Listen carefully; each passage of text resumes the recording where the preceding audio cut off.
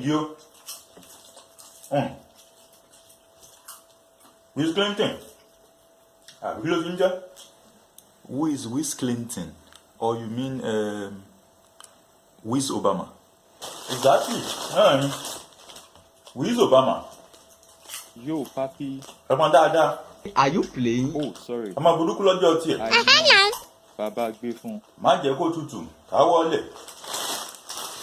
Today na my...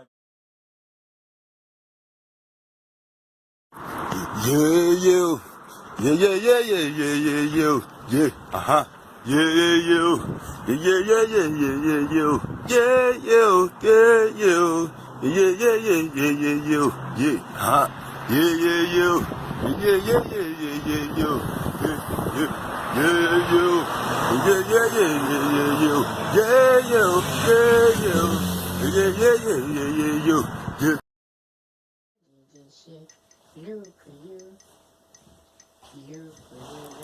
Baba Gbefun.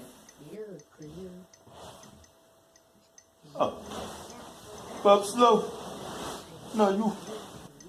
Mo kí yín jù o, ẹ ǹlẹ́ káàárọ̀. Ṣé kò sí Baba Gbefun? Aago mẹ́wàá ti lù. Ẹ dẹ̀ ṣì ń sùn nídàí. By the way, I have not heard Tony Tomato's voice the whole day. I mean, where is she? Did she travel? Sorry. Sweet potato. Oh. Sweet potato don't pack a load, too. A summer signing. You will handicap. Summer signing. Oh, you mean she has returned back to her country? And she's not coming back, is she? But you have them like 1 dozen. I mean your soyoyo. What about the other soyoyo? Oh, my soyoyo. Oh, Baba Gbefun dey catch cold o. I know some people where they do. They know they are available. All of them. The old Baba Gbefun Majekotutu is catching cold. Are you playing? I think I will laugh in Chinese. So. I mean, your name is Majekotutu now. You tell us all the time to say Majekotutu, and now you are feeling cold. I mean, what's going on? Majekotutu in the face of winter. Jesus is winter, love. Majekotutu. This one now, tutu. Bob Slow, thank God say you go move. I won't die. 112. 112 for what? I mean, why do you want to go 112? Is anybody sick? Because all my soyoyo. Now jealousy go kill all of them. Man die 112. Man tell them the number of ambulance. Will you keep quiet? My house. Because this week I don't call Christiana. I tell the Christiana, say, come cook pepper soup for our Gbefun. Sorry. He said, make I call Elena. I call Elena. Elena said, make I call Christiana. No, I call Christiana. Christiana said, go call the Tony Tomato. Say, no be Tony Tomato, they give all your time when we do summer. Now jealousy go kill all of them. And they look for how to call ambulance when they come carry them. Because jealousy they keep person for this world where we do. Baba Gbefun, calm down, Baba Gbefun. Hey, oh, Baba Gbefun Majekotutu. How will you tell me to calm down? You know, say my name now, Majekotutu. I know they calm down. So, Baba, ọmọdé gbọ́n, àgbà gbọ́n, la fi dálé Ifẹ̀. You can't just continue to sleep like that. I mean, that is not the end of the world. There are still so many soyoyos out there, but you can't find them when you keep sleeping the whole day. I mean, an idle mind is the devil's workshop, like they say. So get up. I have a job for you, if you don't mind, so that you can distract yourself from this old soyoyo's disappearance. If you don't mind, you can join me in my class.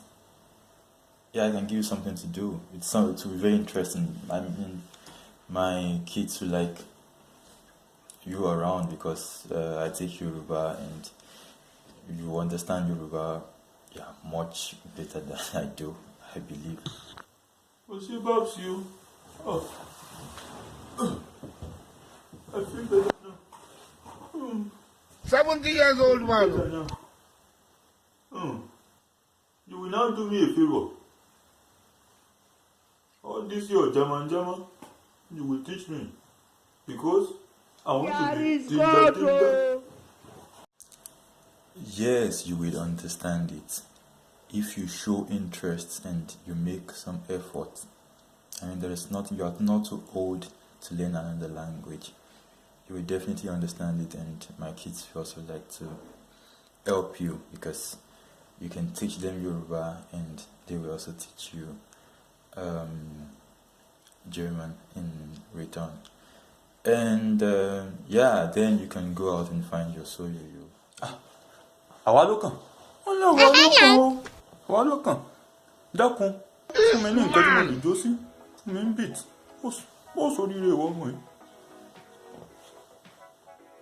Ọ̀kan, méjì, mẹ́ta, mẹ́rin, márùn-ún, mẹ́fà, méje, mẹ́jọ, mẹ́sàn-án, mẹ́wàá, ìkọkànlá, méjìlá, mẹ́tàlá, mẹ́rìnlá, mẹ́ẹ̀ẹ́dógún, mẹ́rìndínlógún, mẹ́tàdínlógún, méjìdínlógún, mọ́kàndínlógún, ódógún, ẹ ti mọ̀. Ẹgbẹ̀rin, ẹ̀ẹ́dẹ́gbẹ̀rún, ẹgbẹ̀rún, àti parí. Ẹ̀yin ọmọ ẹ ti mọ gbogbo ẹ̀. Bàbá Gbefun coaching center. Ó ṣe o Babsi, I feel better now. Lọ́n ṣeun. Till next week, ṣá o. The way I'm feeling right now, the way they do me now, I dey feel like to use this house, invest the whole house. Man, use and buy yacht for me and my sweet potato. Are you playing? Potato. My baby, my honey, my new sweet potato. If not for Yatolu, ó ṣe èèyàn. Ẹ kú jókòó Bàbá Gbefun. Màá jẹ́ kó tutù. Ṣàlàáfíà ni? Àlàáfíà ni o. A dúpẹ́ lọ́wọ́ Chineke Allah God. 2002. Ló ń gbọ́ mi nísìn. 2002 FA Cup. Ibi tí mo jókòó sí rèé. Ọ̀tọ̀ làga tí mo ń lò ńgbà yẹn. Blue làga tí mo ń lò. Blue ń làga yẹn. Wọ́n máa ń match aṣọ mi. Àwọn ọmọ mi ló ní kí n ṣe ǹjẹ́. Àbẹ́ rí nǹkan bí 2002 FA Cup. Arsenal, Chelsea. Arsenal wore red and white. Chelsea wore blue. Lọ́sàn-án ọjọ́ yẹn. Continue. Wo ni mo ta owó yẹn sí. Arsenal ṣe score nìyẹn. Pálọ̀ lọ́wọ́ kó gbé kinní yẹn ṣe fún wọn. Ó gbé fún wọn ni. Ó ṣiṣẹ́ yẹn fún wọn. Kò jẹ́ kó tutù. Ọmọ mi. Ẹ kú jókòó Bàbá Gbefun. Báwo ni ọmọ dáadáa? Tolú. Ọmọ yẹn níwà. Ṣàlàáfíà ni? Bá mi kíyà ẹ o. Àwọn tẹ́nàntì mi gidi nìyẹn. Àwọn tó kù. Ìkan sì ń bọ̀ nsìn. Ó sì ń bọ̀ nsìn. Wàá rí tó yí pé irọ́ kọ́ ni mò ń pa. Lẹ́yìn ìyá Tolú yìí, kò sí kankan tó tún gbádùn láàrin gbogbo wọn. Wọn ò gbádùn. Ó dàbọ̀ Bàbá Gbefun. Ọmọ dáadáa, pẹ̀lẹ́. As you can see, tó bá jẹ́ pé 1 hour ago ló wá bíbá yìí, Tolú. 1 hour ago. You think say they wise? Mi máa kàn tọwọ́ bá kò má lè wá change kan fún ẹ fún ice cream. What type of playing? No, as things are, at the moment, investment yóò ti pọ̀ gan. So, Mo gbé wọn lájíká. Ó dàbọ̀, bá mi kí mọ́ mi ẹ̀. Ní Jumberg náà bá tún ṣiṣẹ́ yẹn fún wọn. Àbúrò máa rí. Owó tí mo jẹ́ ń bíbẹ̀ yẹn, ṣòro nǹkan mi báyìí. Owó tí mo jẹ́ ń bíbẹ̀ yẹn, òun ni mo fi fẹ́ sweet potato mi tó wà lókè. No be juju be that. Number 1 and only. My tomato baby. Tí mo ṣe ń gba mọ́tò mi rèé, Mercedes mi tó máa ń rí ń ta yẹn.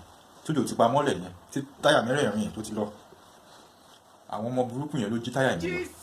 Tí mo ṣe ń gba mọ́tò yẹn lọ lélẹ̀, tí mo ṣe rí ọmọ yẹn nìyẹn wọ́n. Ọmọ ló pọ́n tó báyìí. Ìjẹ́ ká mọ̀ ẹ́. Ni mo bá ń gba mọ́tò yẹn lọ báyìí. Mo wà lọ báyìí. Are you playing? Mo ní beautiful girl. Can I know your name? Only my name is Tomato Baby. Tomato Baby. Tony Tomato. Tony is your name. Yes. What a beautiful name. Tí mo ṣe sọ àwọn fònẹ́ tí máa ń sọ nìyẹn. Àwọn fònẹ́ yẹn. Ó ní ibi tó ti wá. Àwọn fònẹ́ yẹn náà lọ́jọ́ tiẹ̀ ó ní iṣẹ́ tiẹ̀. Yéè lákúlì. Mo fọ́ o. Bàbá gbé fúnra ẹ̀. Ọkùnrin mẹ́wàá tí wọ́n ń pè lé nìkan. 70 years old man. This is not too hot for you, for your beautiful skin. The rest is history. Tí pálọ̀ bá tiẹ̀ ti score to the bedroom ló kù. Àbí kí lẹ́ni mo sọ? Yàrá ìkọ́dọ̀. Ọ̀gá o, last minute. I return spoil ticket.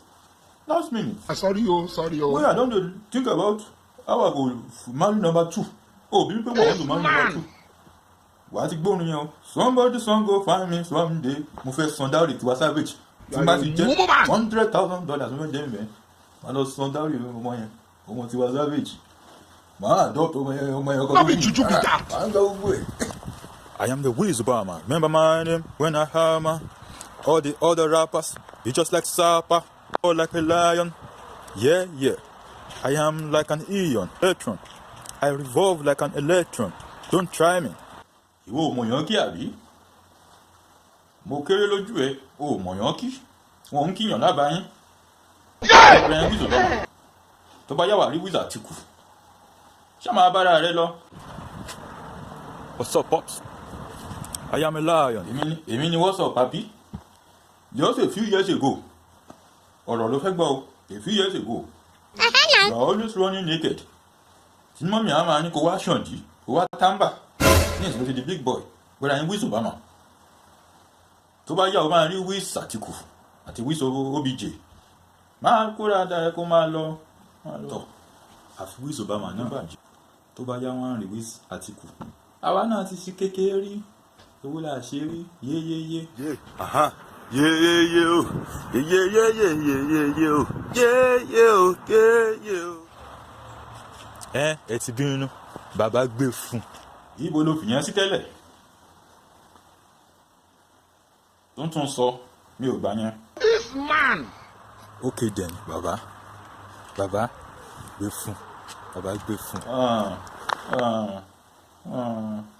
Má jẹ́ kó tutù, mo release ẹ máa lọ, ó tán lọ́kàn mi. Àgbà tí ò tán lọ́mọ yẹn pọ̀. 70 years old man. Mo máa lọ bàbá, mo tún re yín náà. Tọ́. A tún ríra má jẹ́ kó tutù. Dákun má jẹ́ ó tutù o. Ìyanu.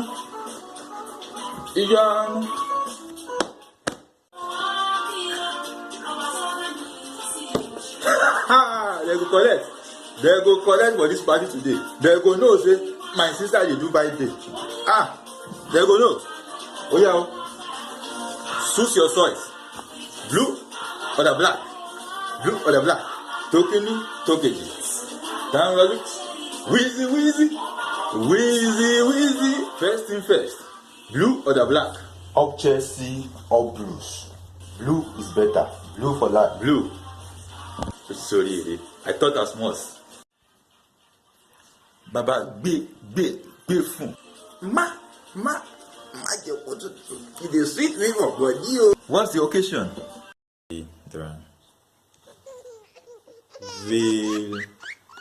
Willkommen to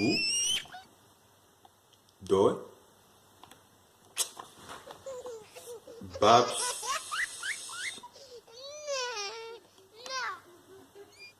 a.k.a. Kí ni tó dàbí ìjọ? H.I.C. Bàbá Gbefun. Kí ni yóò pẹ́? Ẹ káàbọ̀ sórí ètò wa. Èmi ti yín tòótọ́, Bàbá Gbefun. As you can see, I am well dressed today because Soyoyo is waiting for me outside. You understand? Yàrá ìkọ́dọ̀. A ó sọ̀rọ̀ lónìí nípa ọjọ́ ní èdè Yorùbá. Lẹ́yìn náà, a ó sọ̀rọ̀ nípa oṣù ní èdè Yorùbá àti èdè Jámánì. Nínú Jámánì, Babs ni ó sọ̀rọ̀ ní o. Mi ò bá wọn gbọ́ Jámánì o, mo ṣẹ̀ṣẹ̀ ń kọ́ ni o. A ó tún wá sọ̀rọ̀ nípa ìgbà àti àkókò ní ìlú Áfíríkà àti ti Yúróòpù, ìyún ní Jámánì. So, ìwádìí kan fìdílé kẹ́ ẹ mọ bá wa lọ òní yóò lárinrin. Zo ó ti kàn á o sóyè yóò dákun mọ́ bínú o mọ́ bínú sóyè yóò.